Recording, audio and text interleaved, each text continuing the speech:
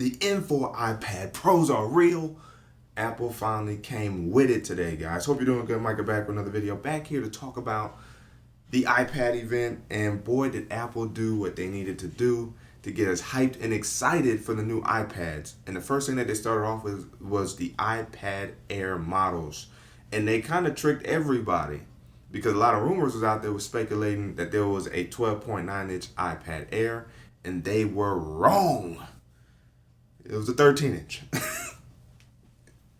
13-inch iPad Air model is now added to the Air line. Shout out to Apple for doing that. So before we get into the whole rigmarole of iPad content, if you guys haven't already, make sure to ignite the like button, subscribe to the channel, the notification bells are free. That way it's for videos so you and I can sit back, check, see what's cracking. And guys, don't forget, you guys can hit that super thanks button to support the channel. That's how I can get the products like the new iPad Pro. This is the M2 one right here. But if I can, that support from you guys and the channel can definitely help go towards getting new products for the channel for me to review, test out, and give you my thoughts and opinions on and recommendations. So make sure you guys hit the super thanks. And I don't do live, so you can't super chat me, but you can use that super thanks button that's right near the like button. So if you see the like button, the dislike button, scroll a little bit, there's a super thanks button. Hitting that button, being able to support the channel will go a long way. Now let's get into the video and the content here within from Apple. May 7th. Let's get it let loose. The iPad Air model. So my trusty iPad using Apple Notes, you know what I'm saying? So what are some of the things that Apple actually mentioned before we really jump into the iPad Airs? This is the biggest iPad update in iPad history, and it definitely is, and it's easily, we can say that without a shadow of a doubt because of the new addition to iPad with the iPad Air bigger model and what they've done with the iPad Pro models.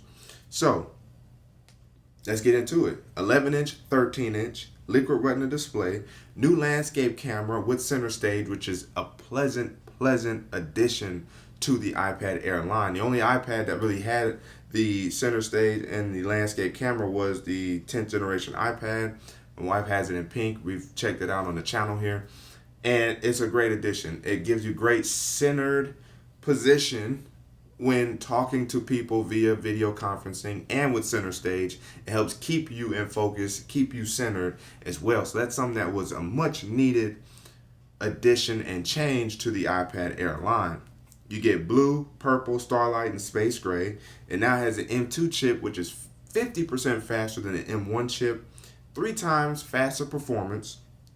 And it also has AI improvements in certain apps.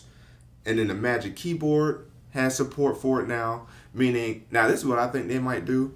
The sizing of it may just mean that it works now with the newer Magic Keyboard alongside the iPad Pro models. Or the current Magic Keyboard that I have may in fact still be usable for the 11-inch and the 13-inch. And that is simply due to the fact that maybe the sizing didn't change that much, just the bezel shrunk.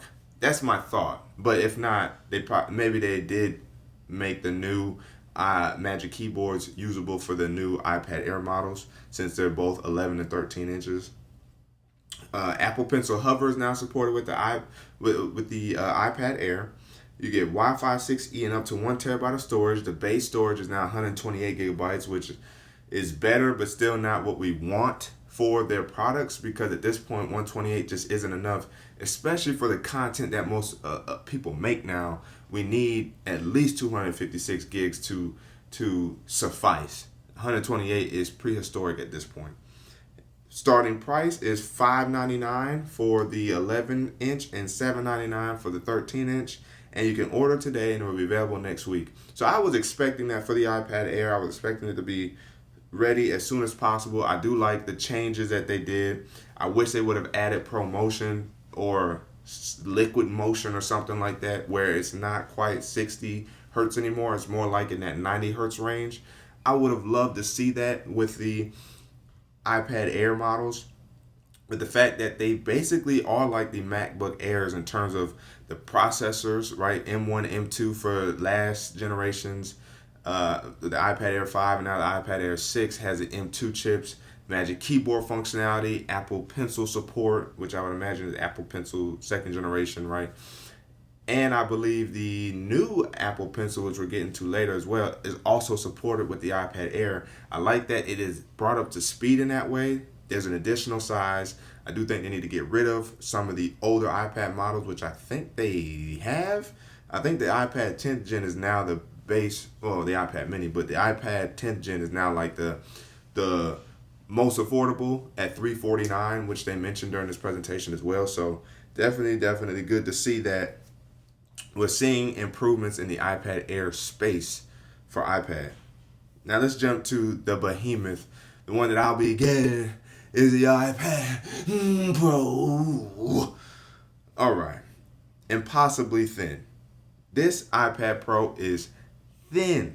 The 11-inch model is 5.4 millimeters thin. The 13-inch is thinner at 5.1 millimeters thin. It must weigh nothing for it to be that thin. And they both do almost weigh nothing. The 11-inch weighs less than a pound at 0.98 pounds, and the 13-inch weighs at 1.28 pounds. So again, you're looking at very light, very portable, very holdable, manageable from that perspective. This is the thinnest iPad ever. So when they talk about the biggest updates to iPad and iPad history, this is what we're talking about here. But we're not actually finished, because that's just the icing on the cake. The main cake, the crux of the case, silver and space black. So we do have a space black model now. There's what's called tandem OLED, new term in Apple world, tandem OLED, and they had to double stack OLED panels in order to, create that the luscious, beautiful XDR look that they wanted. So it's called tandem OLED. It reaches 1,000 nits, which is crazy because tablets don't get that bright. 1,600 nit peak brightness for HDR, which again, tablets don't be reaching that. That's smartphone level brightness. XDR precision, Ultra Retina XDR is what it's called, and now it provides nano textured glass. Meaning, even though I got a screensaver on my iPad here, shout out to Paperlike, I don't know if I'm going to put one on the iPad Pro if I get the nano texture, because it already is nano textured, which means it's probably going to feel great with Apple Pencils, and you can just get that beautiful matte look for your display. So viewing things is going to be very movie-esque. Oh, yes! This is what we needed for the iPad Pro. But again, we're not done, because the recipe for all of this is the M4 chip. Not the M3, the M4. We're jumping 2 generations on the iPad Pro. Like I said, this is the most current one with the M2 chip. We're jumping to the M4 chip. Now, here's where I was hoping they would throw another curveball at us. I was hoping we would have gotten a Pro level chip for the iPad. I think a Pro level chip makes more sense for the iPad Pro, because it's a perfect middle ground of having the Apple Silicon, having a Pro level chip that separates it from the Air, while not having to worry about putting like the Max and the Ultra and all that. No, the base chip is for the Air models, both MacBook wise and iPad wise, but the Pro level chip is for the MacBook Pros and the iPad Pros. I think that's a decision I hope they make within the next few generational leaps with the iPads, is that it gets the Pro level chip, not the base chip. But the fact that we still jumped to M4, and this is the first M4 chip in the Apple family. This is the first product to get M4 officially.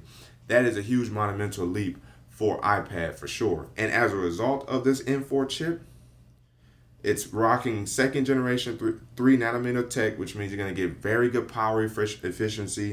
And it's like super itty bitty witty small, but you're going to get really good power efficiency from it. Great performance from it. 4 performance cores, 6 efficiency cores. 50% faster than the M2. 10 core GPU. Dynamic caching is now part of this. So a 10 core GPU really helps when it comes to editing software, when it comes to creation software, graphical performance. To have 10 cores is really good, but to also be able to dynamically cache information, which means that will help when it comes to gaming. That will help when it comes to, again, these pro level apps needing to store information and come back to it. That's what it needs. And for it to finally include that is nice. Speaking of gaming, you get ray tracing as well. I mean, that's what we get that with the M3. So imagine, of course, we would have that with the M4 chip. More performance, half the power, meaning it's not going to drain your battery. That's a great thing. And it's got a neural engine for AI stuff, 16 core, 28 trillion operations per second, which means it's 60% faster than the M2. Mesh shading, as mentioned before, ray tracing, 20% improved thermal performance, 4 times faster than the M2. Thunderbolt 4 up to 2 terabyte storage. It starts off at 256 gigabytes, which is better. That should have also been in line with the iPad Airs. I've already expressed that. Starting price for the 11-inch, $1,000 or $999. And starting price for the 13-inch iPad Pro, $1,299. Now, I've already kind of did some numbers. This might be my last iPad Pro because now that I'm jumping in this territory, I'm going for the MacBook after this. If you get the iPad Pro, 1 terabyte, nano textured glass, the keyboard, the new Magic Keyboard, and the the Apple Pencil Pro, you're looking at spending $30 shy of $3,000. Yes. Meaning, I believe the iPad itself is about $2,400. So it's $400 more, which is what I actually suspected, than what I spent for this. This is a 1 terabyte M2. I spent $2,000 on this. You're looking at spending $400 more for an M4 chip, 13-inch, with all of its goodness and good cookies to enjoy. So $400, I suspected to be that difference, and it's, to me, I find it worth it because we're getting a completely new radicalized, materialized iPad Pro. The only thing is, yes, now that you're spending $3,000 for the entire kind of package, I am definitely diverting over to MacBooks after this iPad Pro purchase. Now, of course, with all the goodness that comes with iPads and how this channel does, and you guys supporting, hitting that super thanks button and supporting the channel that way, that will also kind of make or break other iPad-like decisions.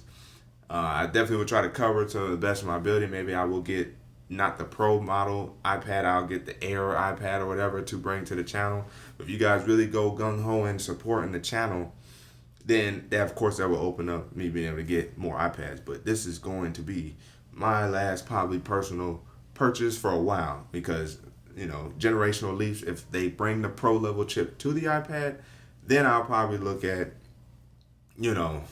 getting and upgrading my iPad. But if I moved on to the MacBook, I think I'll probably be relatively satisfied with my iPad Pro, my M4 iPad Pro for a while. But $3,000, once you're just hitting that territory, it's time to get a laptop. So this will be the last one because this is me really maximizing my bottleneck for my editing and stuff like that for the channel, for my professional use. It's time to finally make that leap into the MacBook going forward. It's just, $3,000 for the package is crazy. Now, granted, I won't have to maybe buy another pencil again. They probably do a second generation Pro pencil and all that type of stuff. But in terms of the accessories having to be bought, they changed the design of the iPad again.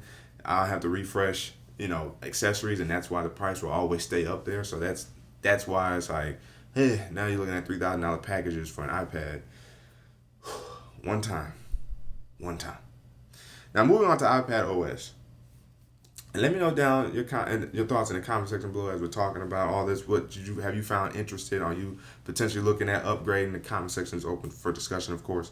The iPadOS, they really didn't go in on it. So this is kind of one of the disappointing parts of the iPad update, is that they really didn't provide anything really new or refreshing, or at least as of right now. They're probably saving that for WWDC, which is next month, right? June 10th or something like that, where we will get way more concrete surprises and changes to iPadOS and iOS and potentially macOS.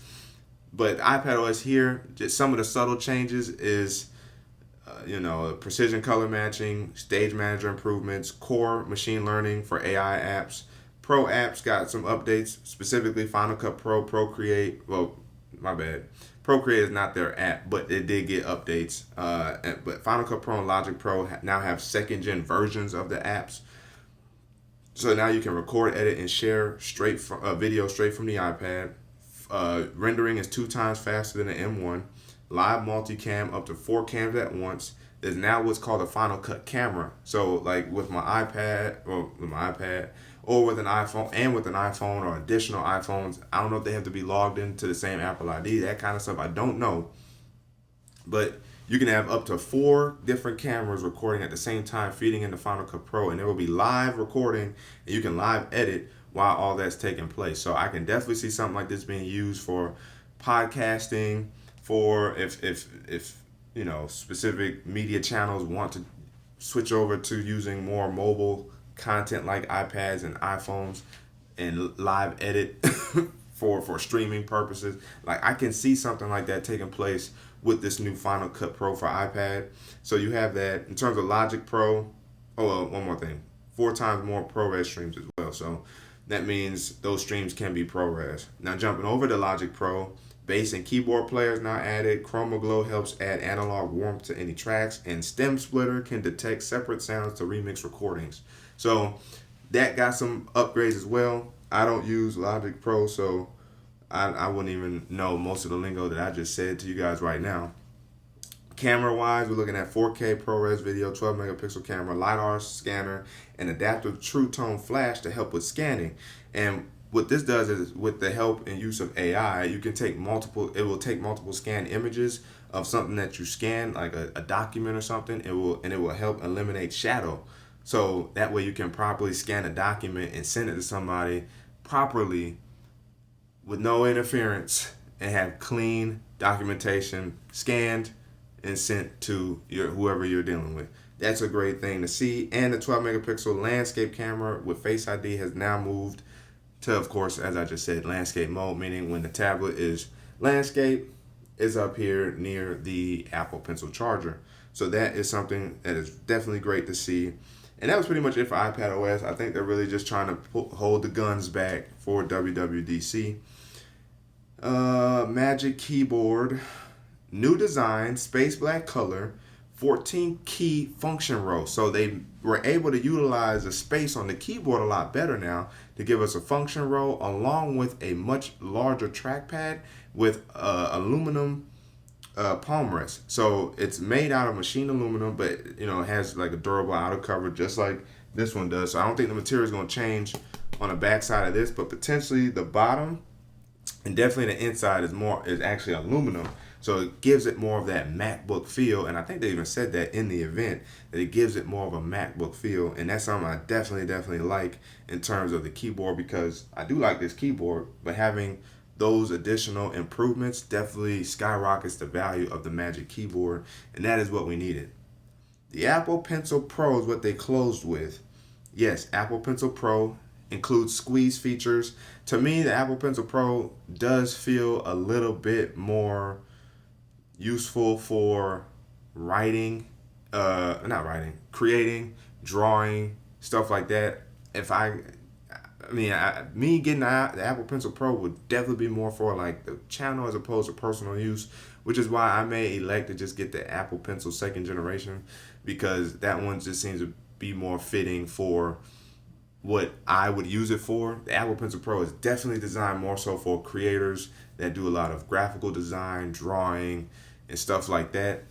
Not just for doing video editing and doing some occasional writing. And it's the Pro Pencil is dope. I like that it has squeeze functionality, because it squeeze sensors with haptic feedback, provides confirmation of using the functions. You can change your brush tips with the squeeze function. And again, Procreate really makes use of these new features. There's a gyroscope for barrel roll feature, which means like however you're operating, it will change, how you're, operating the tip. So it's stuff like that. Find My support, $129 for the Apple Pencil Pro. So pricing wise, Magic Keyboard 2 is $299, I believe, or $349, depending on which size iPad you get. So overall, really good event, straight to the point. The pricing was not out of wazoo crazy. It was right in line with what their products typically have been. We just knew the iPad Pros was going to go up in price because of that display tech. As a matter of fact, the iPad Pros also has a display engine to help like really utilize that display tech. Like that's something that they did not have before in other iPads, and now they need it for the iPad Pro with the M4 chip and this tandem OLED Ultra Retina XDR. Mouthful, like all that type of stuff. This display is going to be worth it, especially with the nano texture glass. Lord have mercy. I'm excited for the iPad Pro because I can't wait to put it to use with the work that I do and the content I like to watch and enjoy, and streaming my PlayStation 5 to it will be interesting as well. With all this new updated tech, I will be excited to see how this M4 iPad Pro works out in my everyday workflow. It is available to order today. Will be available, I guess, next week. Doesn't mean that if you pre-order it, you could get it this week. That would be very, very cool. But let me know down in the comment section below. Are you guys potentially getting a new iPad or a new Apple Pencil or new accessories? Because they do have new accessories for each of the different size iPads as well. I got to get a new folio case because my current one will not work with the new iPad. So let me know down in the comment section below you guys' thoughts and opinions. And again, don't forget to hit that super thanks to support the channel to make tech like this come alive on this channel. But again, as always, if you guys haven't already, make sure to hit like button, subscribe to the channel, hit the notification bell, so I'll free up some videos so you and I can sit back, see what's cracking. Micah signing out to the next video. Wait for